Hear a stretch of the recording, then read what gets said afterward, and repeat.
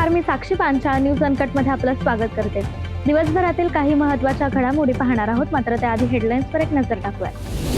पश्चिम बंगालमध्ये भाजपचे शुभेंदू अधिकारी यांची ऐतिहासिक मुख्यमंत्री पदाची शपथ। लोणी काळभोर पोलीस ठाण्यात विकास लवांडे यांचं ठिय्या आंदोलन। साताऱ्यात 24 वर्षांनंतर विद्रोही साहित्य संमेलन सुरू आणि उन्हाळी परीक्षांच्या पार्श्वभूमीवर संत गाडगेबाबा विद्यापीठाचा मोठा पुढाकार। विद्यार्थ्यांच्या आरोग्याला प्राधान्य देत 5ही जिल्ह्यात उष्माघात मदत कक्ष सुरू। नमस्कार, हेडलाईन्स नंतर आता पाहूयात बातम्या विस्ताराने। पश्चिम बंगालच्या राजकारणात आज ऐतिहासिक घडामोड पाहायला मिळाली। भाजप नेते शुभेंदू अधिकारी यांनी बंगालच्या पहिला भाजप मुख्यमंत्री म्हणून शपथ घेतली आहे। कोलकात्यातील ऐतिहासिक ब्रिगेड परेड ग्राउंड इथे झालेल्या भव्य शपथविधी सोहळ्याला पंतप्रधान नरेंद्र मोदी, केंद्रीय गृहमंत्री अमित शहा सोबतच योगी आदित्यनाथ, महाराष्ट्राचे मुख्यमंत्री देवेंद्र फडणवीस, उपमुख्यमंत्री एकनाथ शिंदे आणि उपमुख्यमंत्री सुनेत्रा पवार यांच्यासह एनडीए शासित राज्यांचे मुख्यमंत्री उपस्थित होते। यानंतर शरद पवार राष्ट्रवादी काँग्रेस पक्षाचे प्रवक्ते विकास लवांडे यांच्यावर झालेल्या शाईफेक प्रकरणानंतर वातावरण चांगलंच तापलंय। शाईफेक करणाऱ्या आरोपींवर तात्काळ गुन्हा दाखल करून त्यांना अटक करण्यात यावी, तसंच घटनेत वापरण्यात आलेल्या गाड्या सोबतच पिस्तूल जप्त करण्यात यावे अशी मागणी यावेळी विकास लवंडे यांनी केली आहे। याच गोष्टीचा आढावा घेतला आमच्या न्यूज अनकटच्या प्रतिनिधी पूजा मालुसरे यांनी। आळंदी येथील एका कार्यक्रमात राष्ट्रवादी शरदचंद्र पवार गटाचे विकास लवांडे यांच्यावरती शाईफेक झालेले आहे। आपल्या आता सोबत विकास लवांडे आहेत। सर, काय सांगाल, काय नेमकं संपूर्ण प्रकरण आहे? आज मी वारकरी संप्रदायातला आहे। मी अनेक वर्षापासून प्रवचन करत असतो, संत विचारांचा प्रचार प्रसार करत असतो। आज त्या पद्धतीनं सत्यशोधक दिनकरराव जवळकरांचं जे गाव आहे हवेली तालुक्यामध्ये मातोबाची आळंदी, त्या गावामध्ये आज सकाळी तुकाराम जवळकर यांच्या दशक्रिया विधीनिमित्त माझं प्रवचन होतं।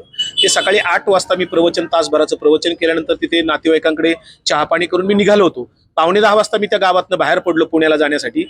गावाच्या बाहेर 1-1.5 किलोमीटर अंतरावर निर्जन स्थळी या लोकांनी मला गाठलं। ते कुठेतरी दबा धरून बसलेले असलेत, माझ्यावर पाळत ठेवून ते होते आणि मग तिथे मला गाडी आडून मला गाडीतनं खाली उतरवलं। 1-2 जणांना आधी माझ्याशी बोलत असताना बाकी सगळे आले, मला धक्काबुक्की करत घाणेरड्या शिव्या दिल्या, रिव्हॉल्वर दाखवले आणि मला जीवे मारण्याची त्यांनी धमकी दिलेली आहे। त्यांचा तो प्लॅन आज खरं फसला। माझा ड्रायव्हर होता, ड्रायव्हरला पण त्यांनी ड्रायव्हरमध्ये पडत असताना त्याला अडवलं, त्याला मारहाण केली आणि मग त्यांनी शाई ओतली माझ्या अंगावर 4 जणांनी, संग्राम भंडारे वगैरे। आणि ते करत असताना दुसरा एक जण मला कमरेचा रिव्हॉल्वर दाखवत होता, आवाज करायचा नाही, तुला बघून घेतो आणि तुझा एक दिवस नक्की कार्यक्रम होईल, अशा पद्धतीने मला त्यांनी रिव्हॉल्वर दाखवून जीवे मारण्याच्या धमक्या दिल्या। पण रोडनं येणार जाणारी जी लोक होती त्यामुळे कदाचित त्यांचा प्लॅन फसलेला असावा। लोक जमायला लागल्यामुळे ते लोक तिथून पळून गेले, पसार झाले, अचानक पळत गेले अशी गाडीत बसून। आणि मग मी लोणी काळभोर पोलीस स्टेशनला इथे फिर्याद देण्यासाठी आले। पोलिसांनी माझं सकाळी 11 वाजता स्टेटमेंट घेतलेलं आहे, पण जोपर्यंत त्यांना अटक होत नाही, गाड्या जप्त होत नाहीत, रिव्हॉल्वर जप्त होत नाही, तोपर्यंत मी इथून उठणार नाहीये। माझा सत्याग्रह जो काय अन्नत्याग मी केलेला आहे, तो अन्नत्याग सत्याग्रही पद्धतीने गांधीजींच्या अहिंसक मार्गाने, लोकशाही मार्गाने मी हा इथे सुरू आहे माझा। यांच्याकडनं सांगण्यात आले आहे, मी राज्यभरात फिरत असतो, मी पक्षाचा प्रवक्ता आहे, मी असे काही ना काहीतरी बोलतच असतो, त्यामुळे मला सरकारने सुरक्षता द्यावी अशी मागणी त्यांनी केलेली आहे। पुण्याहून मी पूजा मालुसरे, न्यूज अनकट। साताऱ्यात तब्बल 24 वर्षांनंतर पुन्हा एकदा विद्रोही साहित्य संमेलनाचं आयोजन करण्यात आलं। शिवतीर्थावर छत्रपती शिवाजी महाराजांना अभिवादन करून मशाल पेटवत 15व्या विद्रोही साहित्य संमेलनाची सुरुवात करण्यात आली। यावेळी पारंपरिक कला, नृत्य, चित्ररथ आणि दिंडीने साताऱ्याचं वातावरण भारावून गेलंय। या संमेलनाचे अध्यक्ष शाहीर संभाजी भगत तर स्वागत अध्यक्ष ज्येष्ठ विचारवंत डॉक्टर आहा साळुंखे आहेत।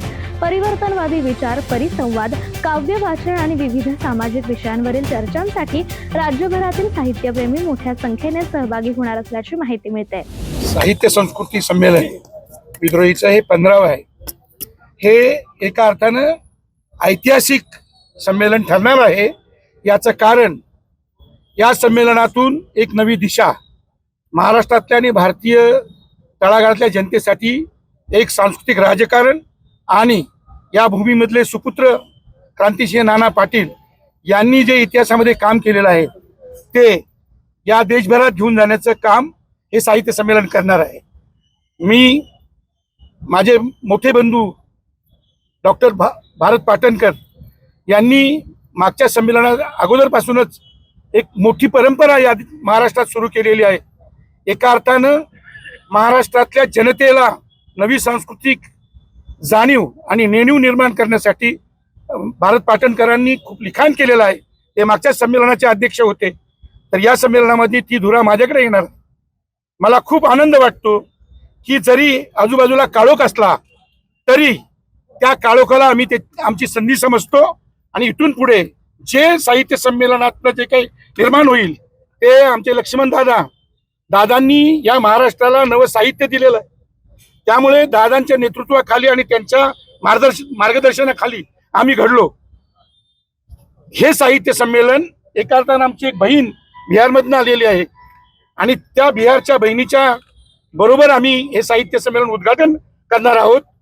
एका नव्या जाणीवा नेणीवांचा सैलाब यापुढे महाराष्ट्रामध्ये सुरू होईल एवढं मी एकदम आत्मविश्वासानं सांगतो. आज का दिन ये ना केवल इस विद्रोही साहित्य सांस्कृतिक सम्मेलन के लिए एक नया दिन है, परंतु मेरे लिए भी एक ऐतिहासिक दिन है.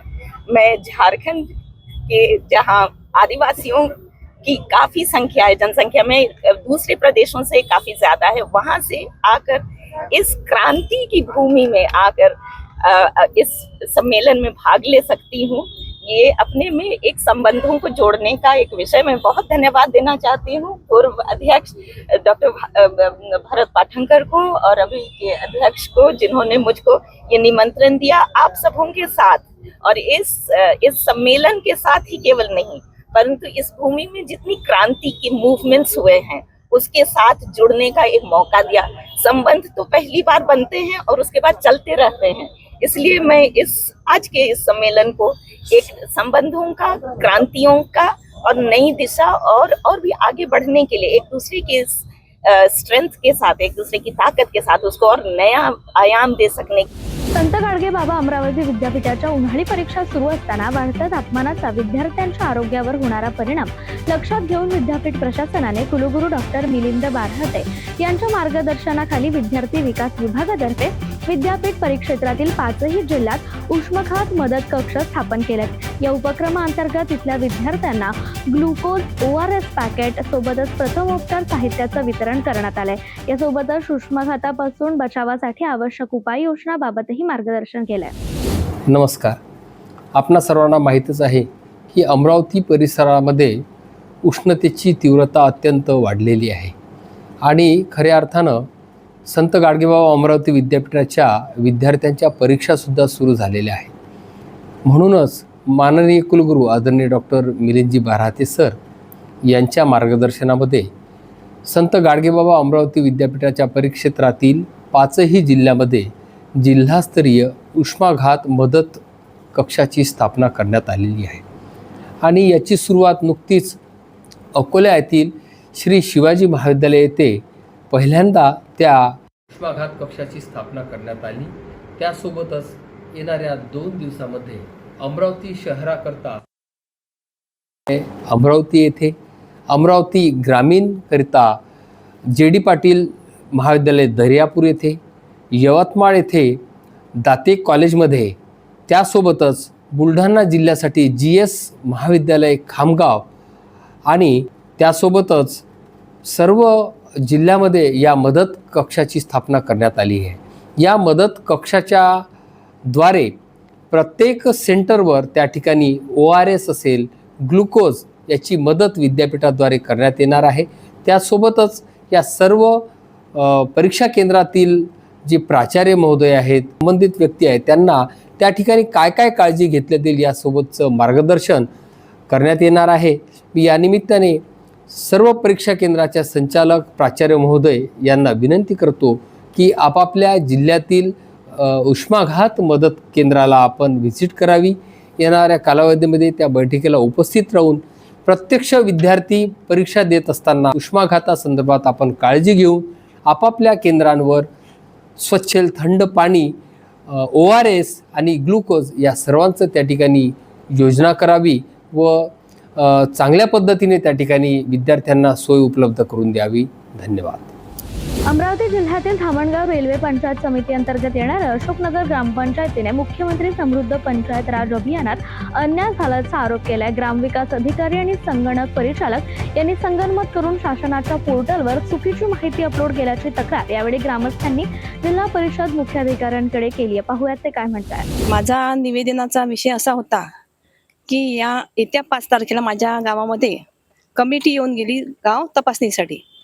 गाव तपासणीसाठी कमिटी आली असता ते मला आदल्या दिवशी सांगण्यात आलं व कमिटी आल्यावर कमिटीच्या निदर्शनास आलं की आपण ज्या गावात आलो त्या गावाला फक्त 18 मार्क्स आहेत आणि 12 गावापैकी एक अशोकनगर असं गाव आहे की त्याला RR पाटलाचा पुरस्कार आहे आणि त्यानंतर आहे दुसरं गाव. पण आज माझा विषय असा आहे की RR पाटलाचा पुरस्कार असताना सुद्धा धामणगाव रेल्वे तालुक्यातील अशोकनगर गावाला मुख्यमंत्री समृद्ध पंचायत राज अभियानापासून वंचित ठेवलं गेलं. वंचित ठेवण्याचं कारण काय आहे हे त्यामागलं अजून कळलं नाही. षडयंत्र असू शकते, कारण जेव्हा प्रश्नावली भरली त्या प्रश्नावलीमध्ये फक्त 18 मार्क्स टाकण्यात आले आणि प्रश्नावली भरताना ज्या सोयी माझ्याकडे आहे त्या सोयी नाही म्हणून स्पष्ट लिहिल्या गेलं. त्या सोयी नाही हे झोपेत लिहिल्या गेलं की कसं लिहिल्या गेलं हे मला कळलं नाही. त्याचबरोबर माझ्या गावात आज शाळेमध्ये सर्व सोयी आहे, अंगणवाडीमध्ये सगळ्या सोयी आहे, ग्रामपंचायतमध्ये पण सगळ्या सोयी आहे.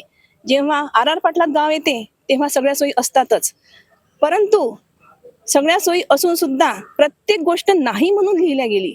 प्रश्नावलीमध्ये जेव्हा प्रश्न विचारले आहेत त्यात स्पष्ट असा उल्लेख आहे की अंगणवाडीमध्ये संडास नाही, शाळेत फक्त 13 विद्यार्थी आहे, शाळेची संख्या 2 टाकली, परंतु 13च विद्यार्थी आहे असं त्यात टाकण्यात आलं.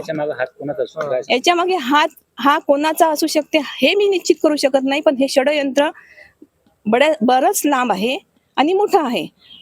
जर काय षडयंत्र असू शकतं, काय फायदा असू शकतो याचा सर्वांचा? त्याचा फायदा हाच की अशोकनगर हे रेसमध्ये नसावं आणि मार्क टाकताना एकदम कमी मार्क टाकावे. मार्क टाकत असताना जर मार्क जास्त पडले तर ते गाव परत रेसमध्ये घ्यावं लागतं, कारण की 5 गावांना बक्षीस असतं. पहिलं, दुसरं, तिसरं हे मोठं बक्षीस असतं आणि त्यावर 2 जे गावं असतात ते प्रोत्साहनपर असतात. मग प्रोत्साहनपर झाल्यावर जर कुठल्या तरी 5 मध्ये अशोकनगर जर बसत असेल तर ते अशोकनगर येऊ द्यायचं नाही. मग यात ऑपरेटर आणि सचिव यांचं मोठं काम असते की प्रश्नावली भरताना आपण काय टाकावं आणि काय नाही. शिवसाहेबांना सांगितलं, काय सांगितलं? शिवसाहेब म्हणाले की मी यावर काहीतरी कारवाई करतो, कारण की हे जे आहे प्रश्नावली सोडवलेली ही योग्य नाहीये. राज्यात मुख्यमंत्री समृद्ध राज पंचायत अभियान सुरू आहे आणि या अभियानाअंतर्गत महाराष्ट्र राज्याच्या मुख्यमंत्र्यांनी मोठ्या घोषणा केलेल्या प्रोत्साहनपर बक्षिसाच्या त्यात अशोकनगर ग्रामपंचायतनी सहभाग घेतला होता. तालुक्यातील 12 पात्र गावामध्ये एक अशोकनगर सुद्धा होतं. पात्र असताना 69 गुणांक अशोकनगर ग्रामपंचायतला ऑफलाईनमध्ये होते, परंतु ऑनलाईन भरत असताना जाणीवपूर्वक षडयंत्र करून अशोकनगर गाव हे त्या सहभाग राहू नये, त्याच्यात अपात्र व्हावे आणि प्रोत्साहन बक्षिसापासून वंचित राहावे याकरता एक मोठं षडयंत्र राबवलं गेलं आणि त्याला फक्त 18 गुणांक ज्या सुविधा ग्रामपंचायतला आहे, प्राथमिक शाळेला आहे, गावात सर्व लोकसहभागातून झालेली कामं दुर्लक्षित करून त्या ऑनलाईन जेव्हा याचा अहवाल सादर करता येतो त्याच्या सर्व ठिकाणी नाही. जालना जिल्ह्यातील वालसावंगी येथे तरुणीवर अत्याचार आणि धर्मांतरासाठी दबाव टाकल्याच्या आरोपांमुळे संतापाची लाट उसळली आहे. या प्रकरणाच्या निषेधार्थ आज सकल हिंदू समाज आणि विविध हिंदू संघटनांच्या वतीने विराट आक्रोश मोर्चा काढण्यात आला. आरोपींना फाशी द्या अशा घोषणांनी परिसर दणाणून गेला. यावेळी पोलिसांनी आरोपीसह दोघांना अटक केली असून गावात मोठा पोलीस बंदोबस्त तैनात करण्यात आला आहे. गोंदिया डॉक्टर बाबासाहेब आंबेडकर यांच्याविषयी फेसबुकवर कथित आक्षेपार्ह पोस्ट टाकणाऱ्या गौरेश बावनकर याला डुगीपार पोलिसांनी अटक केली आहे. सोशल मीडियावर पोस्ट व्हायरल झाल्यानंतर आंबेडकरवादी संघटना आणि नागरिकांकडून तीव्र संताप व्यक्त करण्यात आला. यावेळी आरोपी विरोधात अॅट्रॉसिटी कायद्याअंतर्गत विविध कलमान्वये गुन्हा दाखल करण्यात आला असून पोलीस पुढील तपास करतायत. दिनांक 8 रोजी डुगीपारा पोलीस स्टेशन येथे डॉक्टर बाबासाहेब आंबेडकर यांच्या विरुद्ध आक्षेपार्ह पोस्ट शेअर केल्याने पोलीस स्टेशनला गुन्हा नोंद करण्यात आला. सदर गुन्ह्यामध्ये गौरेश बावनकर नावाच्या इसमाला अटक करण्यात आली असून BNSचे विविध कलम तसेच ॲट्रॉसिटी कायद्याच्या विविध कलमांवर गुन्हा दाखल करण्यात आला असून त्याला अटक करून तो सध्या भंडारा जेल येथे MCRवर आहे.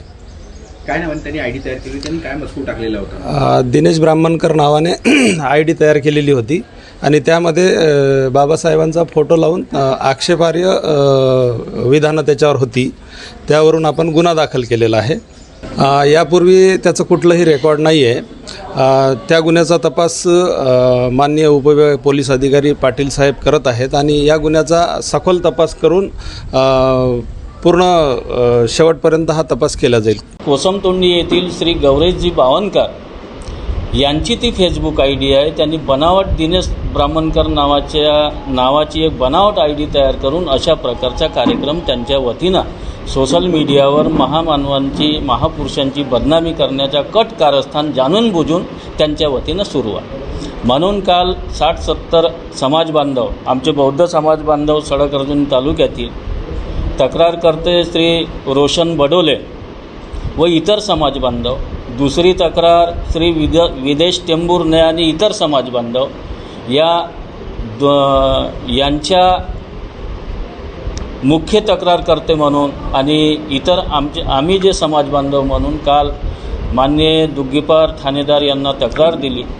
त्या तक्रारीच्या अनुषंगाने विविध कलमे लावून दुग्गीपार ठाणेदार यांनी त्यांना कालच तात्काळ अटक करून भंडारा इथे त्यांची काल रवानगी केली.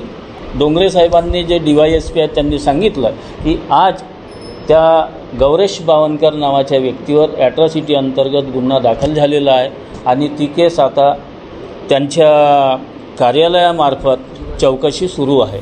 पिंपरी चिंचवडमधील थेरगाव परिसरात एका 19 वर्षीय तरुणाची धारदार शस्त्राने वार करून हत्या करण्यात आल्याची धक्कादायक घटना समोर आली आहे.